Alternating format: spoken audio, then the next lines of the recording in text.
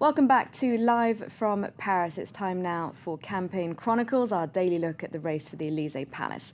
And there are, of course, just two contenders left after Sunday's first round. The real story of that vote wasn't either François Hollande or Nicolas Sarkozy, though, but far-right candidate Marine Le Pen's shock score of nearly 20%.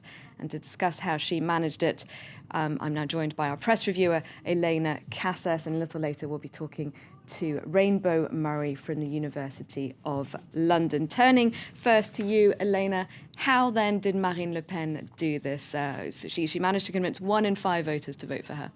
Well, for the French papers, as Le Monde puts it on their front page, this was above all an anti-Sarkozy referendum. It was people who were disappointed with Sarkozy, who voted for him in 2007 when he promised them that if they worked more, they could earn more. They've seen the opposite. They've seen their spending power decrease. They've seen unemployment rise. So these naturally right-leaning people, the paper says, turned out to vote for Marine Le Pen because they feel disenchanted with the whole economic system. They feel that it's ripped them off, that Sarkozy has favoured the rich, he's favoured bankers, he's not favoured ordinary low-income people who are having trouble getting to the ends of the months. And that made them angry, and that caused them to vote for Marine Le Pen. Now, the Sarkozy's campaign team, Le Monde says, actually say that Marine Le Pen's high score proves that they were pursuing the right strategy all along by going so far to the right. Of course, they've made things like halal meat and immigration key campaign subjects. And for some of his key councillors, the paper says the fact that she did so well proves that that's what voters want. Those were their concerns, and Sarkozy addressed them, they say. Of course, for some papers on the left, they take the opposite approach. For L'Humanité, for example, which has a nearly all-black cover with Sarkozy chooses the door on the extreme right as a headline, it's his fault that she did so well. They say on the inside that if he hadn't put those subjects like immigration, like halal, at the centre of that election campaign, well, then she wouldn't have done so well. He should take some responsibility, at least according to them. If I can bring in Rainbow Murray from the University of London, if she's joined us there, do you think that Sarkozy's hard right rhetoric has been responsible for Marine Le Pen doing so well? Factor, but it certainly made a difference. I think that keeping things on the agenda has certainly worked in Marine Le Pen's favour, because it means that this is what voters are thinking about when they go to cast their ballot.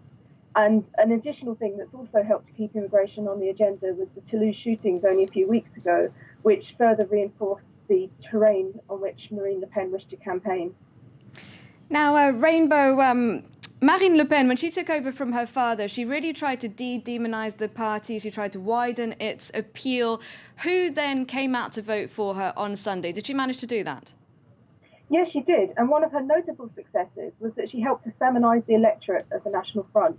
Traditionally, this is a very male-dominated electorate, with 2/3 of the voters of the Front National being men. On this occasion, she managed to reduce that gender gap significantly. So if you compare her score to that of her father in 2002, they gained about the same proportion of male voters. What made the difference in 2012 was that she had a much higher proportion of women voters, about 3 percentage points higher, and there are more women in the electorate in France than there are men, and that is why she did so much better in 2012. If I can jump in here, a lot of the French papers are talking about just how she managed to widen the electorate. Now, for Slate magazine, for example, it's a Europe-wide anger against political elites who have imposed an austerity cure on ordinary people who feel they shouldn't be made to be paying for the crisis. That's what they think is responsible. They say her voters are overwhelmingly low-income. They're working-class people, they're young people, they're people even who might naturally have voted for the socialists just a few years ago, but they feel they've been taken for granted and neglected by the socialists who don't, they think, have any policies really addressed to their financial concerns. And so they reckon that Marine Le Pen had the best answers. Above all, they're voting for a pull-out of the euro, which they reckon has led to economic policies that have shortchanged them, if you like, personally. The Guardian, for example, has gone to visit some of her sort of most loyal territories in the Pas-de-Calais, and the people they talk to there say for them it isn't about immigration, it's about the economy, about spending power, about pulling out of the euro. And of course that doesn't necessarily mean they'll then follow this up by voting for Nicolas Sarkozy. If anything, they might vote for François Hollande because they think he's least likely to cut more French jobs, or even in some cases they actually think that François Hollande's victory would favour the National Front, in that it might cause the UMP to almost completely collapse and then position her as one of the only figureheads left in a right-wing opposition to a President Hollande. I'm just going to turn back now to Rainbow Murray, who joins us from the University of London. Rainbow, now, Marine Le Pen, she came in third, so she's not through, obviously, to the runoff. But she says that if, as expected, François Hollande wins the election, her party will be the real opposition. I think that's wishful thinking, and we've heard quite a lot of wishful thinking from Marine Le Pen. We did dismiss her claims that she was going to get 20% of the vote, and in fact she came quite close to it, but she claimed a number of other things as well, including that she was going to qualify to the second round. I don't think the UMP are down or out just yet, and in particular I think that the UMP party is more popular than Sarkozy.